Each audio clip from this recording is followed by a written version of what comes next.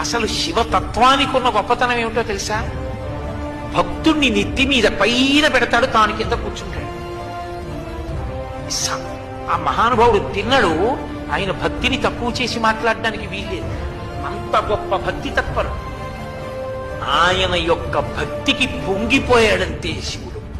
వచ్చి దొంగదండాలు పెట్టి స్తోత్రాలు చేసి బిల్వదళాలు తీసుకొచ్చి వేసేస్తే పొంగిపోతాడనుకోకూడదు. ఆయన అసుతోషుడు, దానికి పొంగిపోతాడు, కాదంటలేదు నేను.